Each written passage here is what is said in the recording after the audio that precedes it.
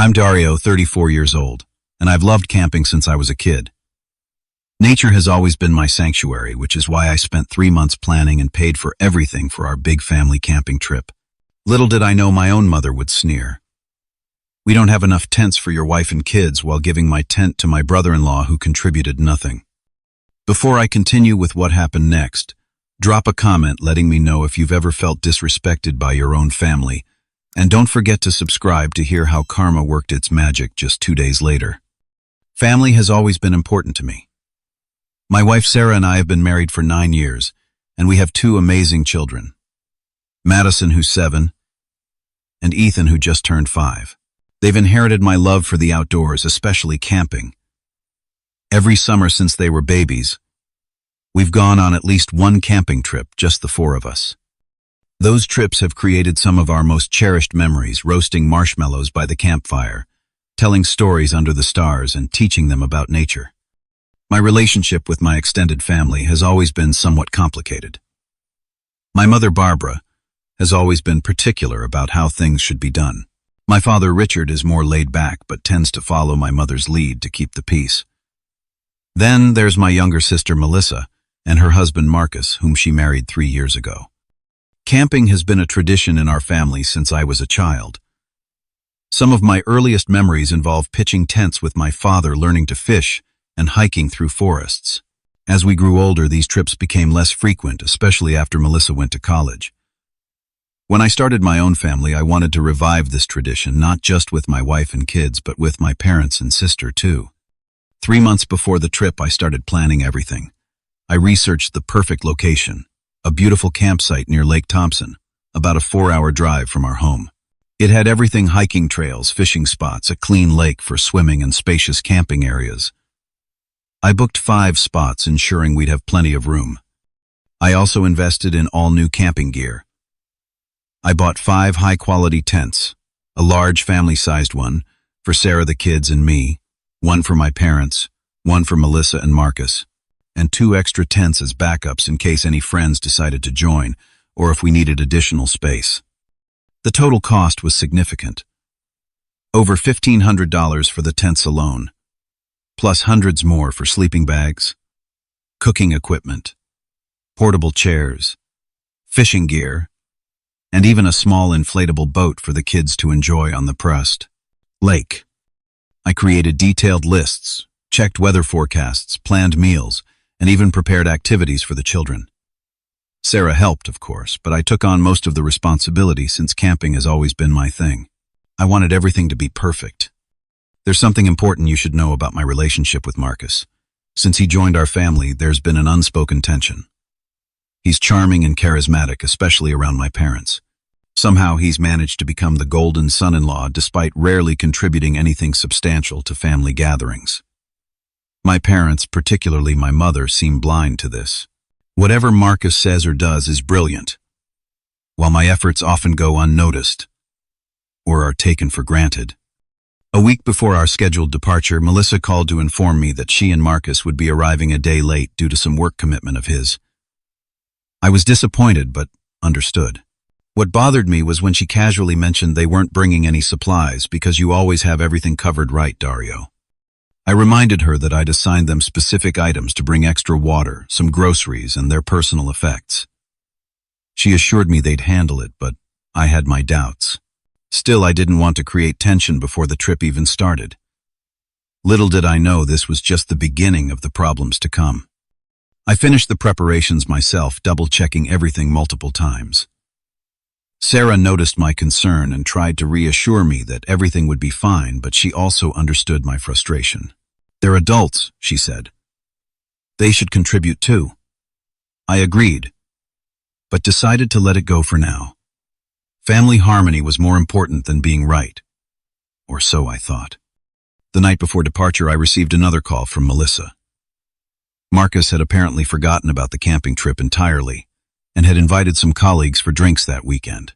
After some discussion, they decided to stick with the camping plan, but would be bringing 2 friends along, Tom and Lisa, without asking if this was okay with everyone else. I felt a knot forming in my stomach, but swallowed my irritation. The more the merrier, I said, not really meaning it. I hung up and looked at all the equipment packed and organized in our garage. 5 tents for what was now going to be 11 people. It should still work out fine, I thought, trying to convince myself. Little did I know how wrong I was. The morning of the camping trip arrived with perfect weather, clear blue skies and just the right temperature.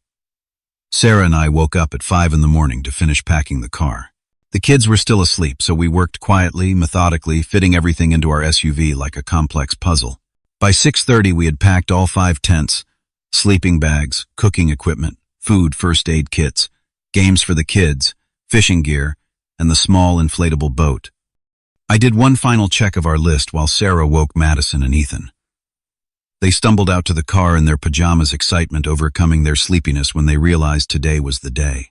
We got them settled in the back seat with their pillows and blankets, knowing they'd likely fall back asleep during the first part of the journey. The drive to Lake Thompson was beautiful. We headed north out of the city as the sun rose higher in the sky, the urban landscape gradually giving way to rolling countryside and then thicker forests.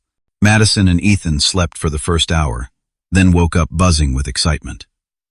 We played road trip games, sang along to their favorite songs, and I told them about all the adventures we'd have at the lake. "Can we go fishing right away?"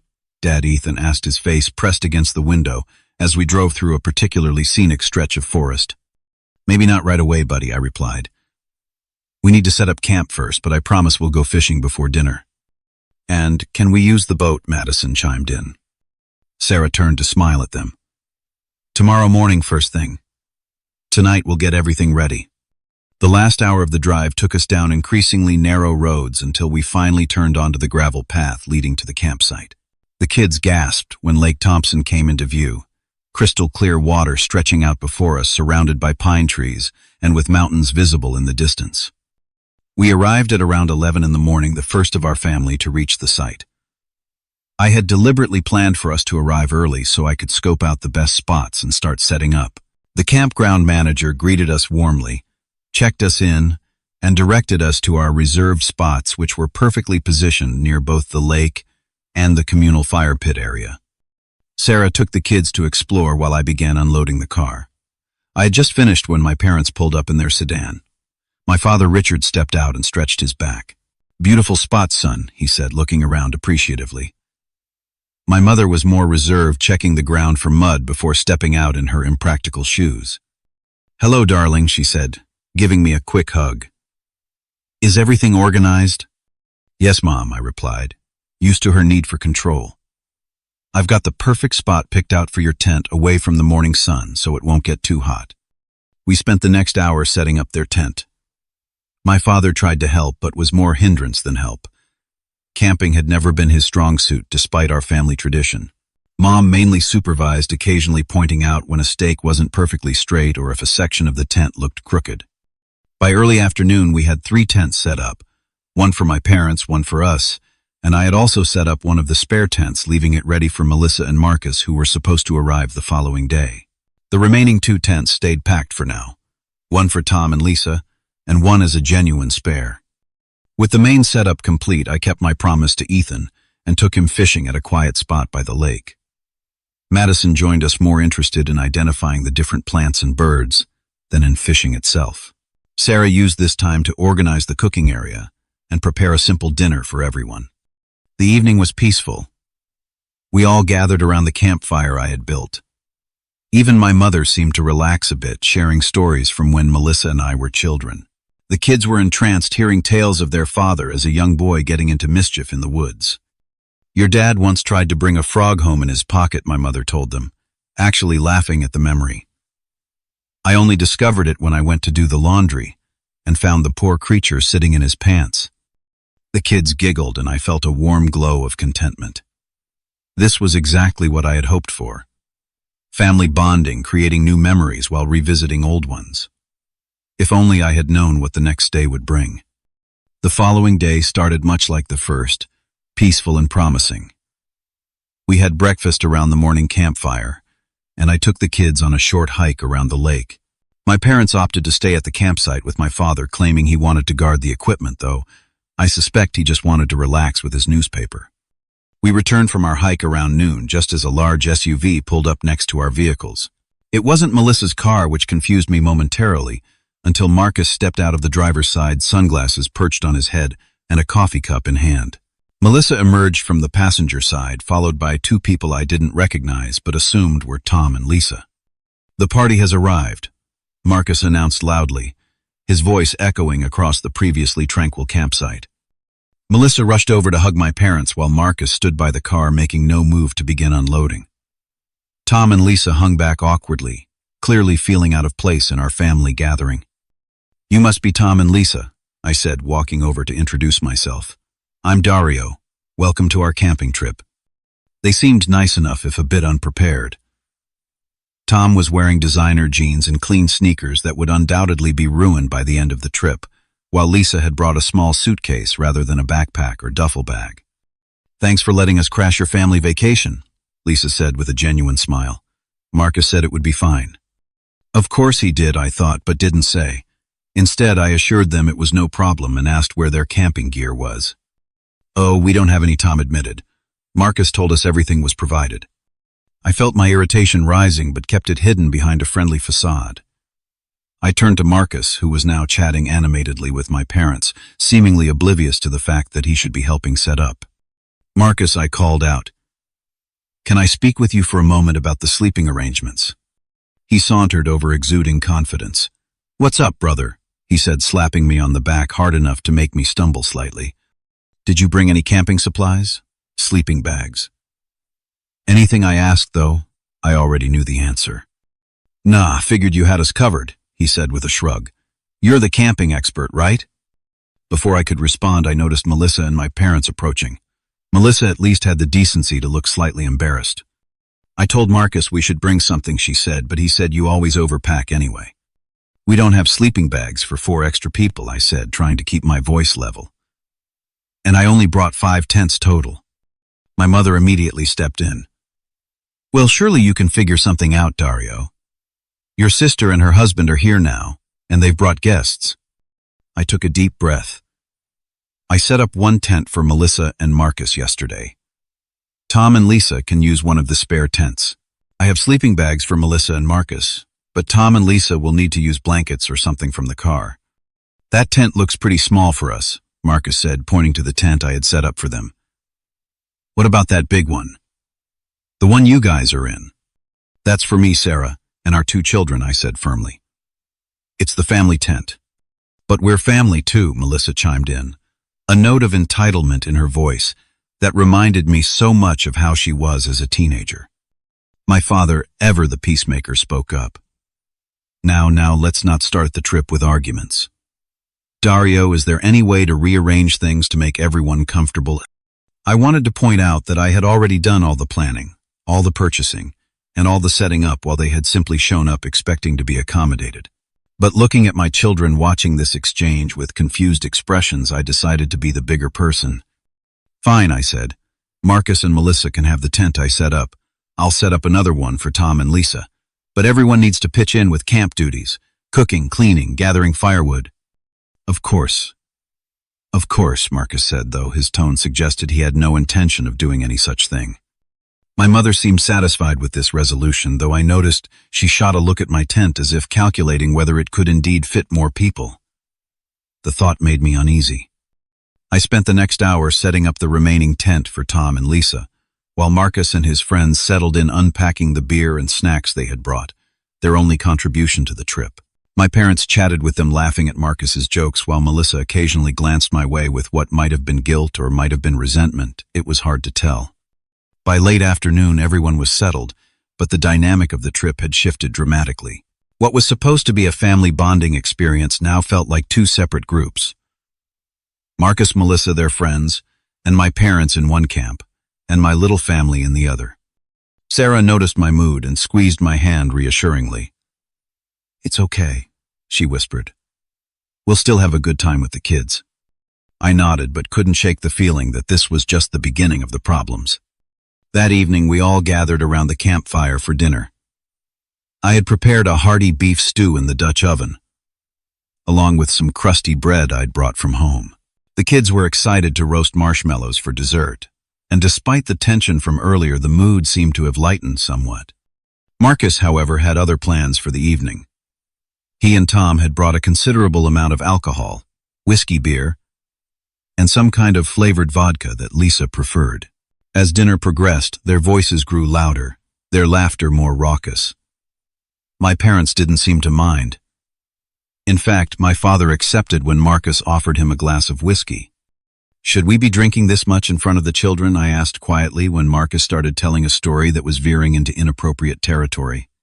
"Lighten up, Dario," he replied loudly. "Kids gotta learn about the real world sometime." My mother laughed at this, which stung more than Marcus's dismissal. Sarah caught my eye across the fire, a clear message in her expression the kids needed to go to bed. "Madison, Ethan, let's get ready for bed," I announced, standing up. "It's been a long day, and we have an early start tomorrow for fishing." "Aw, Dad, can't we stay up a little longer?" Madison pleaded. "Not tonight, sweetheart. We need our rest for all the fun tomorrow." Sarah and I escorted the children to our tent, helping them brush their teeth using water from our portable containers. As I tucked them into their sleeping bags, I could still hear Marcus and his friends by the fire, their voices carrying clearly through the quiet night. "Dad, why is Uncle Marcus being so loud?" Ethan asked sleepily. "He's just excited to be here," I lied, not wanting to complicate things. "Now get some sleep."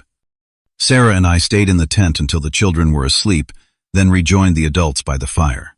The drinking had escalated, with Tom now standing on a log attempting to balance, while reciting what sounded like college football chants. Lisa was giggling uncontrollably, while Melissa watched with amusement. My parents seemed entertained, though my mother occasionally glanced around as if concerned other campers might complain. After another hour of this, Sarah and I excused ourselves, citing tiredness. No one seemed particularly disappointed to see us go. As we zipped up our tent for the night, I whispered to Sarah, "I'm sorry about all this. This isn't what I had planned." "I know," she replied, kissing my cheek. "But we're still having our family time. That's what matters." I fell asleep to the sounds of distant laughter and the occasional shout from Marcus's group, feeling a mixture of disappointment and resignation. The next morning I woke early as usual and slipped out of the tent, careful not to wake Sarah or the kids. The campsite was quiet, everyone else still asleep after their late night. I decided to make coffee and start breakfast before taking the kids fishing as promised. That's when I noticed something was wrong. Our camping setup had been disturbed. The cooking equipment had been moved around, some of it dirty and left out overnight. Worse, my fishing gear wasn't where I had carefully placed it, and the small inflatable boat was missing from its spot. I looked around the campsite and spotted my fishing rods propped haphazardly against a tree near Marcus's tent. The boat was down by the lakeshore, partially deflated and left in the mud. My blood began to boil. I had specifically asked everyone to respect our equipment. These weren't cheap items. They were investments I had made for my family's enjoyment and safety. I walked down to inspect the boat. There was a small tear in the material, likely from being dragged carelessly across rocks. It was still usable, but would need repair. My children would be disappointed. As I was examining the damage, I heard footsteps behind me. It was Marcus, looking disheveled, but annoyingly cheerful. "Morning, camping guru," he said, stretching dramatically. "Great night, wasn't it?" "Did you use my boat?" I asked, directly gesturing to the damaged inflatable. "Oh yeah, after you guys went to bed, Tom and I decided to take a little midnight cruise," he chuckled. "Might have had a bit too much to drink. Think we hit a rock or something. And my fishing gear," he waved dismissively. "Borrowed it for some night fishing. Didn't catch anything, though." "Marcus," I said, trying to keep my voice level, "this is my family's equipment. You didn't ask permission, and now the boat is damaged. My kids were looking forward to using it today." "Relax, man," he said, completely missing or ignoring my point. "It's just a little tear. Duct tape will fix it right up." "That's not the point," I insisted. "You should have asked, and you should have taken care of it." Marcus's expression changed slightly, a flash of annoyance crossing his face. "Look, I thought this was a family trip. Family shares, right? Isn't that what you're always preaching about, togetherness and all that crap?"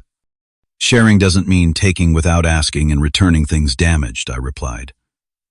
"And it's not crap to expect basic respect for other people's property." He rolled his eyes. "Whatever, dude. I'll buy you a new boat if it's such a big deal." With that, he turned and walked back toward the campsite, leaving me standing there with the damaged boat. I knew he wouldn't actually replace it, just as I knew this conversation had done nothing to change his behavior. I spent the next half hour attempting to repair the boat with the patch kit I had thankfully brought along. It wasn't perfect, but it would hold air long enough for the kids to have a little fun in the shallow water near the shore. When I returned to the campsite, everyone else was awake. Sarah had started breakfast using what clean cooking equipment she could find. The children were helping her, and the sight calmed me somewhat. Rather than create more tension, I decided to take Sarah and the kids away from the main campsite for the day. We packed a small picnic lunch. I brought the repaired boat and my fishing gear, and we hiked to a quieter spot on the other side of the lake. "Is everything okay?" Dad Madison asked as we walked. "You seem mad." "I'm not mad, sweetheart," I assured her, though it wasn't entirely true. "I just thought we could use some family time. Just the four of us." The day improved significantly once we were away from the others. We fished. The kids took turns in the boat, staying very close to shore with life jackets securely fastened, and we enjoyed our simple lunch on a flat rock overlooking the water. For a few hours, I forgot about the tension back at camp and remembered why I loved these trips so much.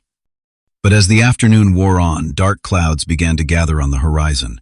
A storm was coming earlier than the forecast had predicted. We quickly packed up our things and headed back to the main campsite, knowing we needed to secure everything before the rain hit. By the time we returned to the campsite, the sky had darkened considerably. The wind was picking up, rustling through the trees and creating small waves on the lake's surface. My parents were sitting under the awning I had set up near their tent, looking concerned about the approaching storm. Melissa, Marcus, Tom, and Lisa were nowhere to be seen. "Where's your sister?" my mother asked, as we approached, as if their absence was somehow my responsibility. "I have no idea," I replied, already moving to secure loose items around camp. "We've been on the other side of the lake all day." "They went into town for more supplies," my father explained, which I took to mean more alcohol. "Should be back soon." Sarah immediately began helping me batten down the campsite, tightening guy lines on the tents, covering the firewood with tarps, and moving food and equipment under shelter. The kids sensed the urgency and did their part too, gathering their toys and books from around the site. Just as we finished our preparations, the first heavy raindrops began to fall. Within minutes, it had turned into a downpour. We hurried into our tent, the kids excited by the drama of the storm, but also a bit frightened by the increasing thunder and lightning. "It's okay," I assured them, setting up our battery-powered lantern inside the tent. "We're safe in here. The tent is designed to handle rain." Sarah organized a card game to distract the children while I kept an eye on the weather through the tent flap. The storm was intensifying, and I was growing concerned about Melissa and the others out in these conditions. About 20 minutes later, I heard vehicles pulling up and doors slamming. Peering out, I saw Melissa, Marcus, Tom, and Lisa making a dash through the rain toward their tents, carrying shopping bags and what looked like more cases of beer. Then I heard shouting. Looking more carefully through the rain-streaked tent flap, I saw Tom and Lisa standing outside their tent getting soaked. Something was wrong. I grabbed my rain jacket. "I'll be right back," I told Sarah before venturing out into the downpour. As I approached Tom and Lisa's tent, the problem became immediately apparent. Water was pooling inside their tent, which they had either set up incorrectly or had been damaged somehow. Their sleeping bags and belongings were soaking wet. "The tent is completely flooded," Tom explained, when he saw me, rain dripping from his hair. Everything soaked through. By now, Marcus and Melissa had emerged from their tent to see what the commotion was about. My parents also appeared, huddled under a large umbrella. "What's happening?" my mother demanded, having to raise her voice over the sound of the rain. "Their tent is leaking badly," I explained. "They can't stay in there tonight." A quick conference was hastily convened under the awning, all of us crowding together to escape the rain. The situation was straightforward. We needed to rearrange sleeping arrangements for the night. With one tent out of commission, we had to redistribute 7 adults and 2 children among 4 tents. "They can stay with us," Marcus offered, gesturing to Tom and Lisa. "Our tent might be a bit crowded with 4, but we'll manage." "That tent is barely big enough for 2 people, my father pointed out sensibly. 4 adults won't fit comfortably. My mother looked at me expectantly. "Your tent is the largest, Dario," she said, as if the solution was obvious. Our tent fits our family of 4 perfectly, I replied. There's no room for 2 more adults. Well, someone has to make a sacrifice, my mother insisted. Why don't Tom and Lisa take my parents' tent, and my parents can share with Melissa and Marcus, I suggested, trying to be constructive. Their tent can fit 3 people more easily than ours can fit 6. My mother looked offended at the suggestion. I'm not squeezing into a small tent with 3 other people at my age.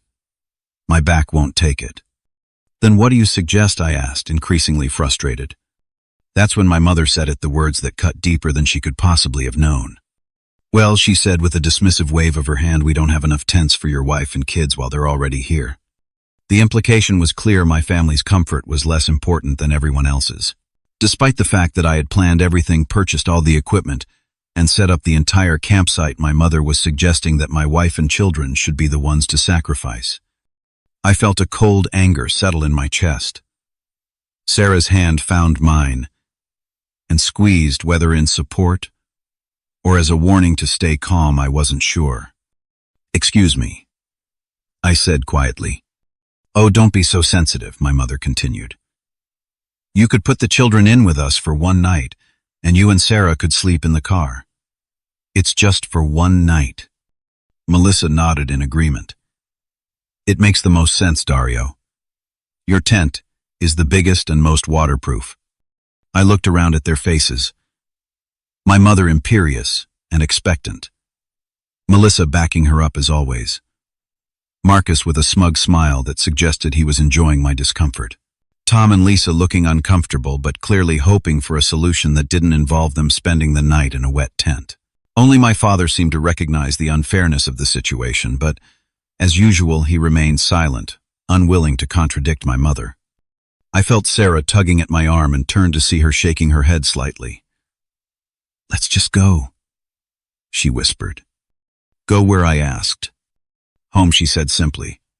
This isn't worth it. I hesitated, torn between the desire to stand my ground and the recognition that Sarah was right. This trip, which I had planned so carefully, had turned into a disaster. The rain continued to pour down around us, matching my darkening mood. No, I said, finally addressing the group. We will not be giving up our tent. I paid for all the equipment here. I planned this entire trip. I set up every tent. And now you want my family to be the ones to sacrifice our comfort. That's not happening. Now, Dario, my mother began, her tone condescending. There's no need to make a scene. I'm not making a scene, Mom. I'm establishing boundaries. Something I should have done long ago when it comes to how this family treats me and my wife and children. I turned to Tom and Lisa. I'm sorry about your tent. You're welcome to try and fix it. Or you can pack up and find accommodation in town. There's a motel about 20 miles from here. Without waiting for their response, I turned and walked back to our tent, Sarah following closely behind. I could hear my mother calling after me, but I ignored her. The rain had plastered my hair to my forehead, but I barely noticed, too consumed by the hurt and anger churning inside me. As I unzipped our tent, I saw Madison and Ethan's worried faces peering out at us. Are you okay, Dad? Madison asked, her young face creased with concern. Everything's fine, sweetheart, I lied, forcing a smile. Just a little disagreement about the sleeping arrangements. But as I settled back into our tent, listening to the rain pounding on the canvas above and the distant voices of my family still arguing under the awning, I knew that nothing was fine. Something fundamental had shifted, and there would be no going back. The rain continued to hammer down on our tent as Sarah and I sat inside, speaking in hushed tones so the children wouldn't overhear. I can't believe she said that, Sarah whispered, anger evident in her usually calm voice. After everything you did to make this trip happen. I rubbed my face, feeling exhausted despite it being only early evening. I should have known something like this would happen. It always does when Marcus is involved. Madison and Ethan were in the far corner of the tent, engrossed in a card game, but I could tell by the occasional glances they cast our way that they sensed the tension. Children always know when something is wrong, no matter how hard you try to hide it. I think we should leave, Sarah said after a moment of silence. This isn't the family vacation we wanted. The kids aren't having fun. You're upset, and honestly, I don't want to spend another minute around people who don't respect us. I nodded slowly, the decision crystallizing in my mind. You're right. We'll pack up first thing in the morning.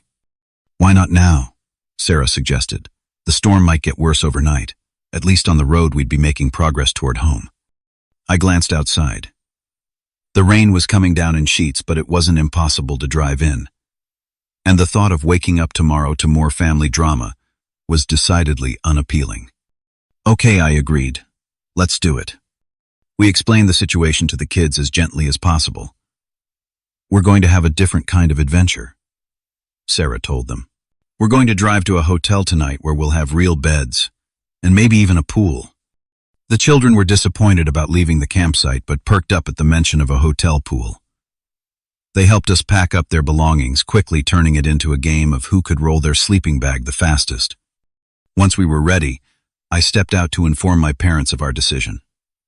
My father was sitting alone under the awning, looking miserable as he watched the rain. Dad, I said, sitting down next to him. We're leaving. He looked startled. Now? In this weather? Yes, now. This trip isn't working out for us. He sighed deeply. Your mother didn't mean what she said.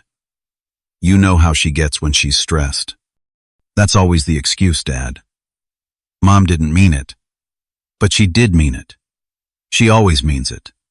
She just usually doesn't say it out loud. My father looked pained, but didn't argue. He knew I was right. Where will you go? He asked instead. There's a hotel about an hour from here. We'll stay there tonight and figure out the rest tomorrow. He nodded slowly. I'll help you pack up your tent. No need, I said, standing up. We're leaving it. Consider it a gift to whoever needs it. We're just taking our personal belongings.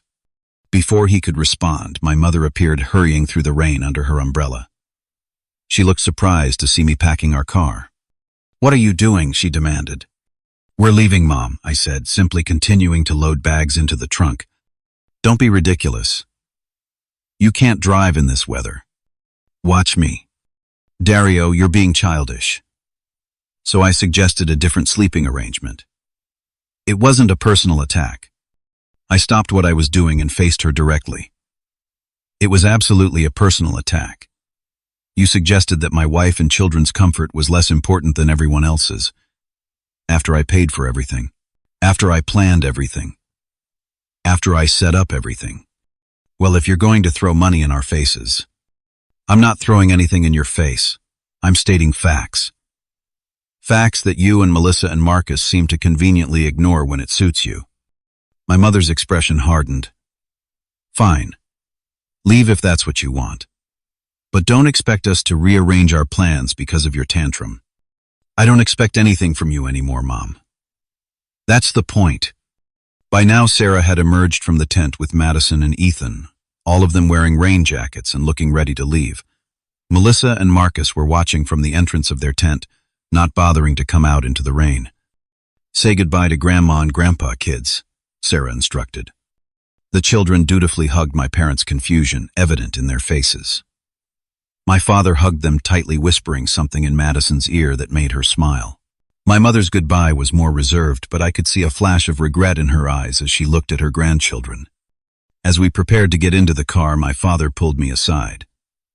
The forecast says this storm could get worse. There's a flash flood warning for tomorrow. We'll be fine in the hotel, I assured him. But you should consider packing up tomorrow too. This campsite is close to the river. He nodded, but I could tell he didn't take my warning seriously. Your mother won't want to cut the trip short. Then at least move to higher ground, I insisted. The riverside spots flood easily. I'll mention it, he promised, though we both knew my mother would dismiss the concern as overreaction. We said our final goodbyes and got into the car. As I started the engine, I saw my father standing in the rain watching us with a sad expression.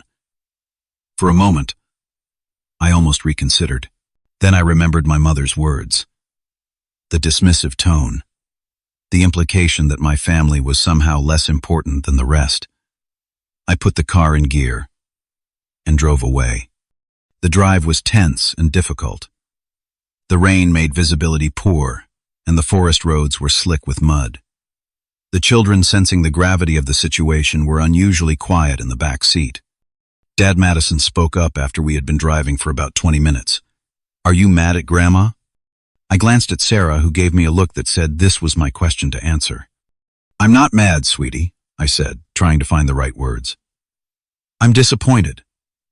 Sometimes even people we love can be unkind or unfair. When that happens, it's important to stand up for yourself and the people you care about. Like you stood up for us, Ethan asked. Yes, exactly like that. Is that why we left, because Grandma was unfair? Yes, buddy. I wanted us to have a fun trip where everyone was treated with respect. When that wasn't happening, I decided we should go somewhere else where we could still have a good time together. This seemed to satisfy them, and the conversation shifted to speculation about the hotel pool and whether room service would bring ice cream. We reached the hotel a little after 8 in the evening. It wasn't fancy, but it was clean and dry with 2 queen beds, and to the children's delight, a decent-sized indoor pool. After checking in, we ordered pizza to the room and let the kids burn off some energy in the pool before bedtime. Later, as Sarah and I sat on the balcony of our room watching the rain continue to fall, my phone rang. It was my father. Just checking you made it safely, he said when I answered. We did. We're at the Mountain View Hotel. Kids are already asleep. Good, good. He paused. Your mother feels bad about what happened. Does she? Or do you feel bad, and you're speaking for her? He sighed. A bit of both, I suppose. Look, son, I know things got out of hand today, but we're still family. Family respects each other, Dad. Family doesn't take advantage of each other. Family doesn't dismiss each other's feelings. I know. We could do better on that front. We talked for a few more minutes, mostly about practical matters like the equipment we had left behind. Before hanging up, I reminded him again about the flood warning. The storm is supposed to get worse overnight and into tomorrow. Please take it seriously. I will, he promised. Get some rest, son. After hanging up, I checked the weather forecast on my phone. The storm had intensified and was now classified as severe. Flash flood warnings had been issued for several counties, including ours. I sent my father a screenshot of the warning, though I doubted it would make a difference. Sarah and I went to bed both exhausted from the day's events. As I drifted off to sleep, I couldn't shake the feeling that I had left something unfinished at the campsite. But I pushed the thought away. We had made the right decision for our family, and that was what mattered. The next morning, I woke early and stepped onto the balcony. The rain had stopped, but the sky was still dark with clouds. According to my phone, we were in a lull between storm systems. Another potentially more severe round was expected by afternoon. I ordered breakfast for everyone and let Sarah and the kids sleep in. While waiting for the food to arrive, I checked my messages. Nothing from my parents or Melissa. I wondered how they had fared overnight in the continuing rain. The day improved considerably once everyone was awake. We ate breakfast, then spent the morning in the hotel pool. The kids were delighted, especially when I taught Ethan how to dive and Madison mastered floating on her back. This is way better than the lake, Madison declared, splashing happily. No fish trying to nibble my toes. In the afternoon, we explored the small tourist town near the hotel. We visited a candy shop where the children selected an assortment of treats, browsed a bookstore where I bought them each a new book, and had lunch at a cozy diner that served milkshakes in metal mixing cups. Throughout the day, I kept checking my phone for messages from my family, but there were none. I told myself this was a good thing. No news is good news. But a nagging worry persisted. As predicted, the rain returned in the late afternoon, even heavier than before. We hurried back to the hotel, just as the downpour began. From our balcony, we could see the nearby river already swollen with rainwater, its usual gentle flow transformed into an angry rush. That's when my phone finally rang. It was Melissa, her voice tight with panic. Dario, we need help, she said without preamble. The campsite is flooding. The river overflowed its banks about an hour ago. Water is everywhere. My heart raced. Where are you now? Are you safe? We're on higher ground, but our tents and most of our stuff are underwater. Mom is freaking out, and Dad's car won't start because water got into the engine. What about Marcus and his friends? I asked. They left this morning, she admitted, a note of shame in her voice. Marcus didn't want to deal with the rain anymore. So he and Tom and Lisa headed back to the city. He was going to send help, but we haven't heard anything. Of course, I thought bitterly. Marcus had abandoned them when things got difficult. Somehow I wasn't surprised. Where exactly are you? I asked, already reaching for my car keys. On that hill behind the campsite, you know where the picnic tables are. Stay there. I'm on my way. I explained the situation to Sarah, who immediately offered to come with me, but I convinced her to stay with the children. There's no need for all of us to go out in this weather. I'll bring them back here. The drive back to the campsite was treacherous. Many of the roads were partially flooded, and twice I had to turn around to find an alternate route. What should have been a 45-minute drive took nearly 2 hours. When I finally reached the access road to the campsite, I was stopped by a barrier and a park ranger. Campsite's closed due to flooding, he informed me. Everyone's been evacuated. My family is still in there, I explained. I got a call from my sister. They're on the hill behind the main camping area. The ranger hesitated, then nodded. I can let you through, but be careful. The main road is underwater in places. Stick to high ground, and don't try to drive through any standing water deeper than a few inches. I thanked him and proceeded cautiously. What I saw as I approached the campsite was shocking. The once beautiful lakeside area was now a muddy lake itself. The fire pit was completely submerged, and I could see tents collapsed and partially floating in the brown water. I parked on a rise and continued on foot, calling out for my family. After a few minutes, I heard my father's voice responding. Following the sound, I found them huddled under a large tree on the hill, soaked to the skin and looking miserable. My mother burst into tears when she saw me. Dario, thank God you came back. My father clasped my hand tightly, his relief evident. Melissa hung back, looking ashamed but grateful. Are you all okay? I asked, doing a quick visual check for injuries. We're fine, just wet and cold, my father assured me. But we've lost nearly everything. The water came up so fast. I tried to warn you, I reminded him, but there was no satisfaction in being right. I know, son. We should have listened. My mother stepped forward, her usual composure completely absent. I'm sorry, Dario, she said, her voice cracking. You were right about the storm and about everything else, too. I should never have said what I did about your family.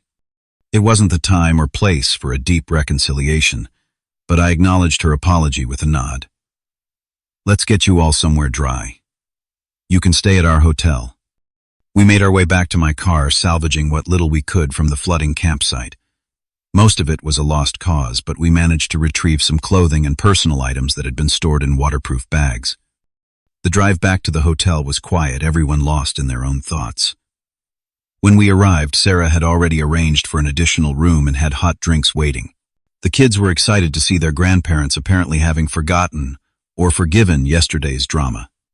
After hot showers and a change into dry clothes, Sarah had purchased some basics from the hotel gift shop. We all gathered in our room to discuss next steps. Marcus hasn't called or texted, Melissa admitted, looking at her phone. I've tried reaching him several times. Are you surprised? I asked, unable to keep the bitterness from my voice. He left you there without a second thought. My mother, unusually subdued, reached over to pat Melissa's hand. Your brother is right, dear.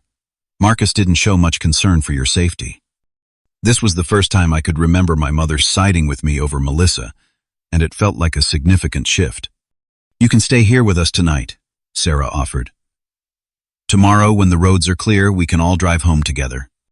Thank you, my father said sincerely. Both of you. We don't deserve your kindness after how we treated you. It's what family does, I said, realizing as I spoke that despite everything I still believed in that ideal. Real family, anyway. The conversation turned to practical matters. Insurance claims for the lost equipment, canceling the remainder of our campsite reservation, arranging for my father's car to be towed and repaired. Throughout it all, I noticed a new respect in how my parents and Melissa addressed Sarah and me. Our input was sought, our suggestions taken seriously. That evening, as the storm finally began to subside, we ordered a large meal to the hotel and ate together in our room. The atmosphere was different from any family gathering I could remember. More genuine, more equal. For the first time, it felt like my parents were seeing me as an adult, with a family of my own, not just as their son who should defer to them.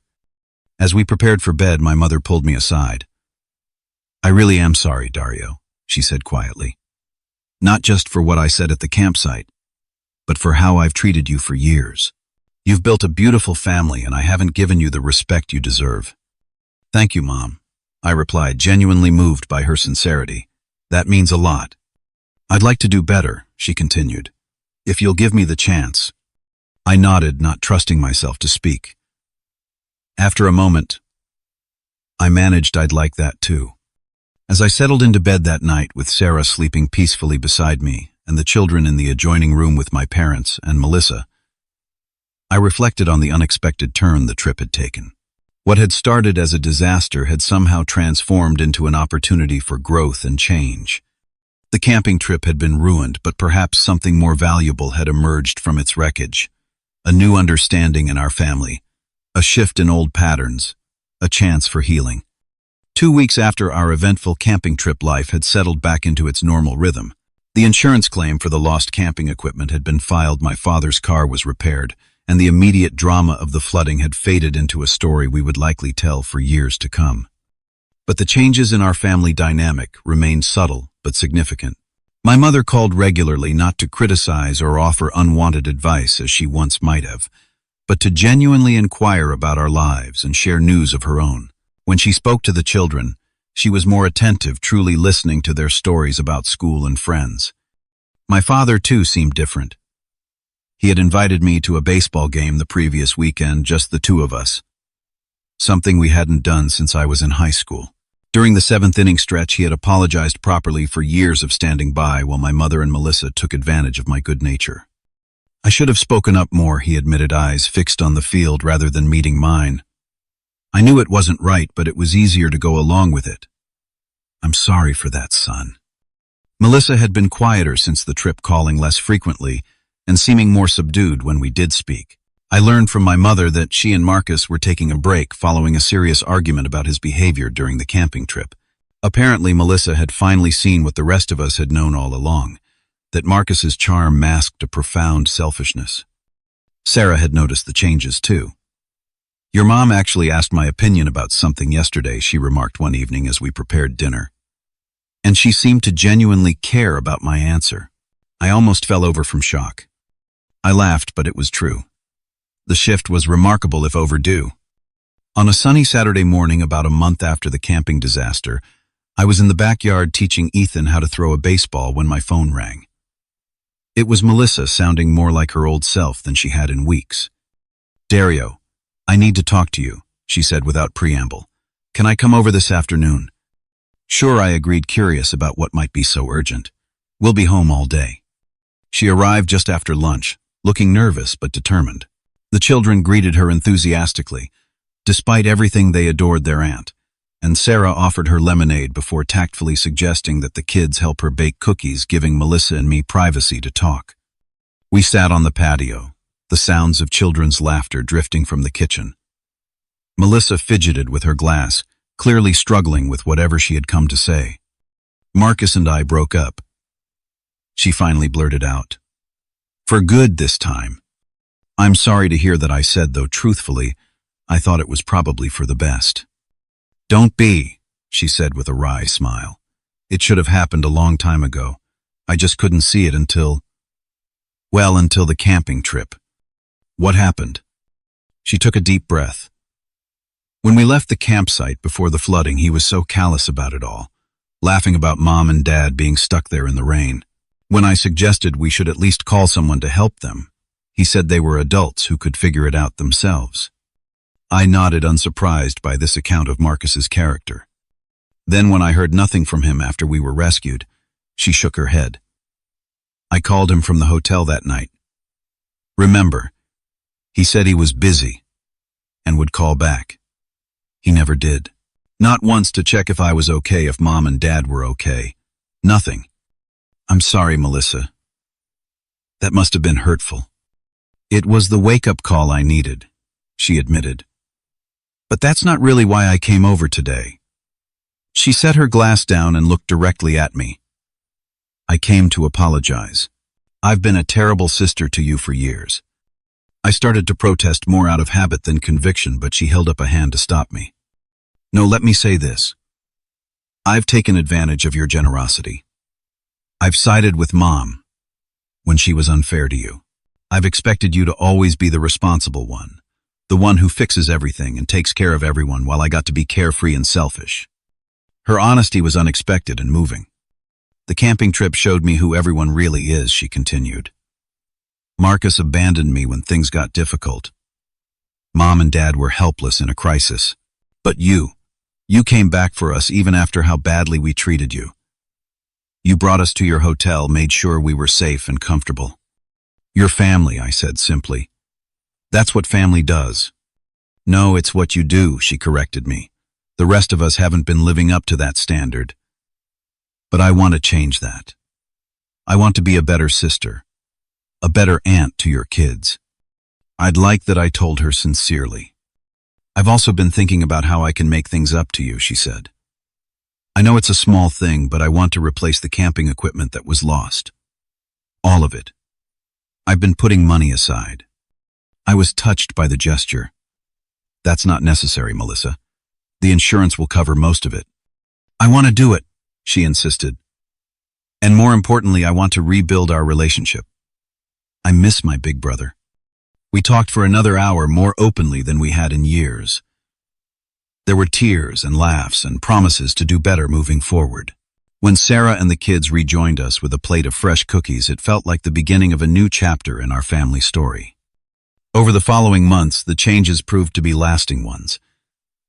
My parents became more respectful of our boundaries and more appreciative of our time together. Melissa became a more consistent presence in our lives, often volunteering to babysit the kids or help with projects around the house. As for Marcus, he eventually tried to reconcile with Melissa, but she held firm in her decision to end the relationship.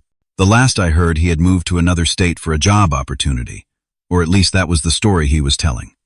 We did go camping again the following summer. A smaller group this time, just my immediate family, my parents and Melissa. We used the new equipment that Melissa had indeed purchased to replace what was lost. The trip was peaceful, harmonious, and exactly what family time should be. Sitting around the campfire on our final night, watching my children roast marshmallows with their grandmother and aunt, I reflected on how much had changed since that disastrous trip a year earlier. Penny, for your thoughts, Sarah asked, squeezing my hand. I was just thinking about last year, I admitted. How something so terrible turned out to be the best thing that could have happened to our family. She nodded, understanding. Sometimes the storm has to come to clear the air, and in its aftermath we found not just a cleaner sky, but a stronger foundation for our family to build upon. I couldn't have said it better myself. Have you ever experienced a family disaster that ultimately brought positive changes? Share your story in the comments below. And if you've enjoyed this tale of family drama and redemption, please like, subscribe, and share with someone who might need to know they're not alone in their family struggles. Remember, sometimes it takes a storm to show us what truly matters in life. Thanks for listening, and I'll be back next week with another story from the heart.